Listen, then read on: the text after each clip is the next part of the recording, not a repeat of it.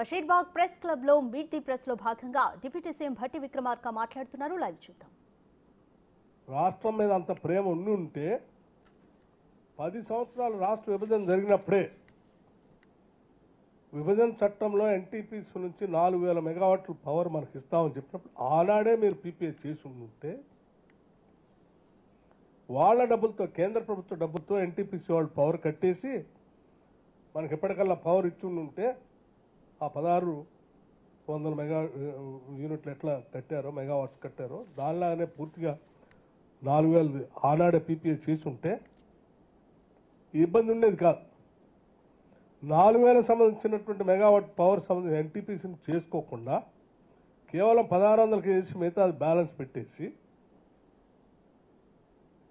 మీరు స్వంతంగా భద్రాద్రి పవర్ ప్రాజెక్ట్ని యాదాద్రి పవర్ ప్రాజెక్టుని కట్టాలి, రాష్ట్ర ప్రభుత్వం నుంచి నిధులు వెచ్చించాలి, దానికి సంబంధించి అప్పులు తీసుకున్న వాళ్ళు అప్పులతో అడ్డగోలుగా ఖర్చు పెట్టాలని చెప్పినటువంటి ఒక తప్పుడు ఆలోచన వల్ల ఈరోజు రాష్ట్రం భరించలేనటువంటి భారం పడిపోయింది.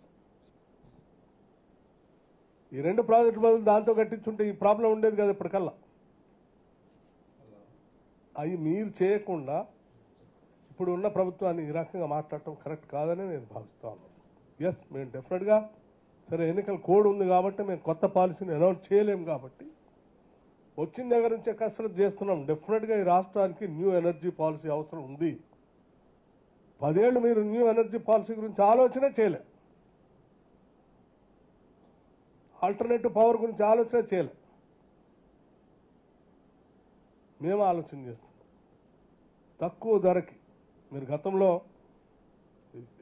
చాలా సాడెస్ట్ పార్ట్ పవర్ ఇచ్చామంటే మనం ప్రొడక్షన్ చేసి ఇచ్చారంటే ఇయ్యలే.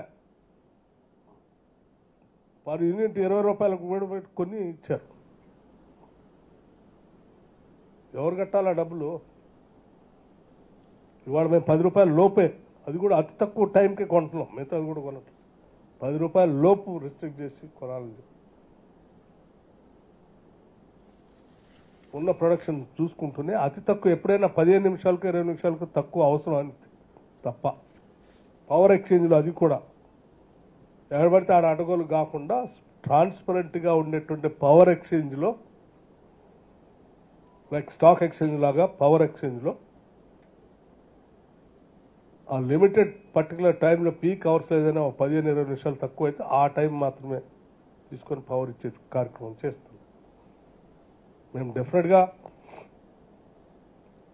రాబోయే రోజుల్లో గ్రీన్ ఎనర్జీని, గ్రీన్ పవర్ని ఈ రాష్ట్రానికి తక్కువ ధరకి, ఇప్పుడు ఉదాహరణకి నన్ను యావరేజ్ 5 రూపాయల 6 రూపాయలు మధ్యలో అక్కడక్కడ రేట్ ఫ్లక్చువేట్ అవుతా ఉంది. అట్లా కాకుండా ఇంకా తక్కువ ధరకే పవర్ వచ్చేటట్టుగా ఉన్న ప్లాన్ చేయాలనేది మా అందరి ముందు ఉన్నటువంటి ఆలోచన. మా ప్రభుత్వం, ముఖ్యమంత్రి రేవంత్ రెడ్డి గారు కానీ నా మంత్రివర్గ సహచరులు అందరూ కూడా సీరియస్గా ప్రతి ఒక్కళ్ళు ఒక రెస్పాన్సిబుల్గా ఫీల్ అయ్యి ఒక సంకల్పంతో ఈరోజు రాష్ట్రానికి ఏదో చేయాలో మేలు చేయాలని ఒక తపస్సులాగా పనిచేస్తూ ఉన్నారు. 24 గంటలు సెక్రటేరియట్ ఓపెన్ చేశాం ప్రజలకి, మంత్రులు నేరుగా కలుస్తూ ఉన్నారు. కేవలం ప్రజాప్రతినిధులు మా అధికార పార్టీకి సంబంధించినటువంటి వాళ్ళే కాకుండా రాష్ట్రంలో ఉన్న ఏ రాజకీయ పార్టీకి సంబంధించిన ప్రజాప్రతినిధులైనా ప్రజల పక్షాన వాళ్ళు నేరుగా వచ్చి మంత్రుల్ని మిగతా నాయకులు కలిసేటువంటి వ్యవస్థని ఏర్పాటు చేశాం. అట్లాగే అధికారులకు కూడా నిత్యం మీరు రివ్యూ చేసుకుంటూ ప్రజలకు అకౌంటబుల్గా ఉండాలని చెప్పాం. స్వేచ్ఛగా స్వతంత్రంగా ఎటువంటి మానసిక ఒత్తిడి లేకుండా ఈ రాష్ట్రంలో ప్రతి పౌరుడు బతికి ఉండాలని చెప్పే ఆలోచనతో వాతావరణాన్ని ఏర్పాటు చేశాం. విద్యుత్ శాఖకు సంబంధించి మేము 2029-30 నాటికి కూడా 31-32 వరకు కూడా అవసరం అయితే 29,000 మెగావాట్ల నుంచి 30,000 మెగావాట్లకు కూడా ఎస్కలేషన్ అయితే కూడా దానికి సరిపోయే విధంగా మేము ప్రణాళిక తయారు చేసుకుని ముందుకు పోతున్నాం. నేను రాష్ట్ర ప్రజలందరికీ ఒకటే విజ్ఞప్తి చేస్తా ఉన్నాను, ఎక్కడా పవర్ కట్ లేదు. ఎక్కడా పవర్ కట్ లేదు, క్వాలిటీ పవర్ ఇస్తా ఉన్నాం. ఎక్కడైనా మీకు పవర్ ఇంటరప్షన్ అయితే అది పవర్ కట్ కాదు.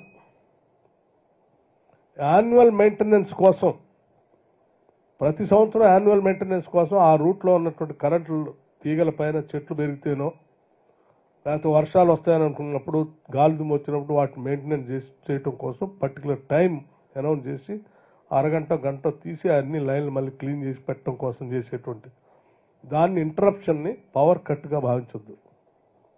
క్వాలిటీ పవర్ ఇవ్వటం కోసం అది కంపల్సరీ యాన్యువల్ మెయింటెనెన్స్ చేయాల్సిందే, చేస్తారు.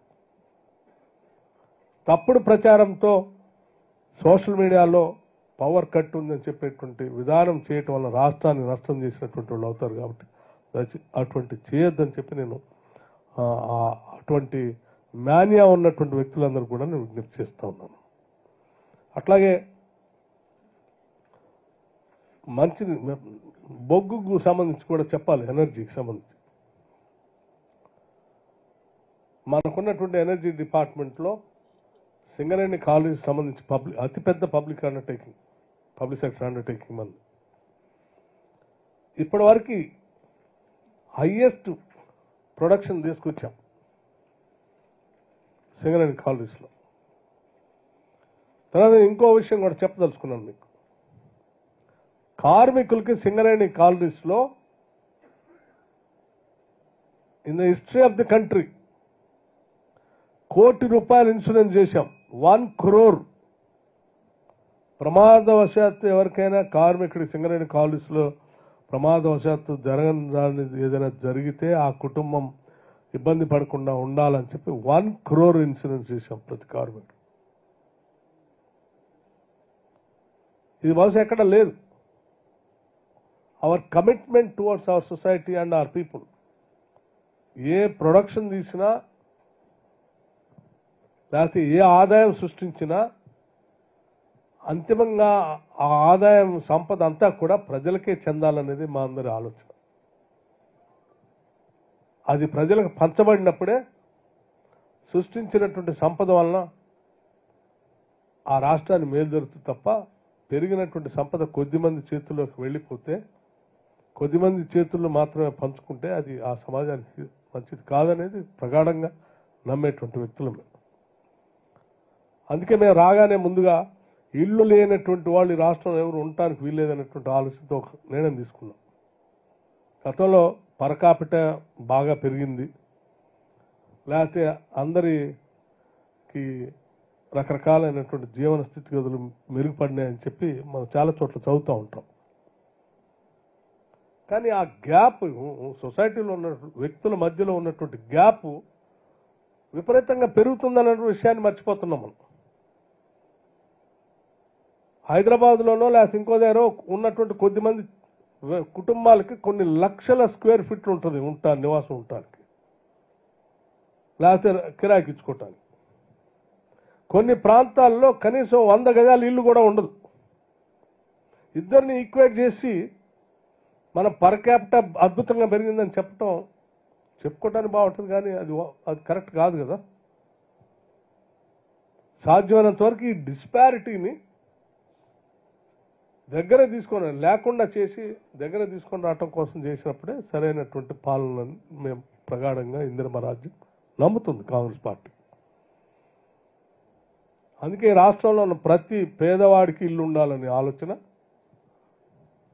ప్రతి రైతు బాగుండాలనే ఆలోచన, వచ్చేటువంటి జిఎస్డిపిలో అందరికీ వాటా ఉండాలనే ఆలోచన, ప్రతి వనరులో సహజ వనరులో వాటా ఉండాలనే ఆలోచన. దానికి అనుగుణంగానే మేము ముందుకు పోతా ఉన్నాం. మనందరికీ తెలిసింది తాడిచెర్ల బొగ్గు గనేని ఎప్పటి నుంచో పెండింగ్ ఉంది. కేవలం ఈ 3 నెలల్లో మేము కేంద్ర ప్రభుత్వంతో కలిసి పర్సనల్గా టైం తీసుకొని వెళ్ళి ఆ తాడిచెర్ల బొగ్గు గని సంబంధించి చిన్న చిన్న ఇష్యూస్ ఉంటే మాట్లాడి లెటర్ ఇచ్చి క్లియర్ చేసుకొని వచ్చి ఎలక్షన్ నోటిఫికేషన్ వచ్చింది, దాని అనౌన్స్మెంట్ ఆగిపోయింది. దాదాపు 30,000 crores ఆదాయం వచ్చేటువంటి బొగ్గు గనులు కొన్ని సంవత్సరాలుగా పెండింగ్ ఉంటే కూడా మాట్లాడుకోలేదు. నైని ప్రాజెక్టుకి సంబంధించి ఒరిస్సాలో ఉంటే దాని గురించి కూడా మాట్లాడచ్చు.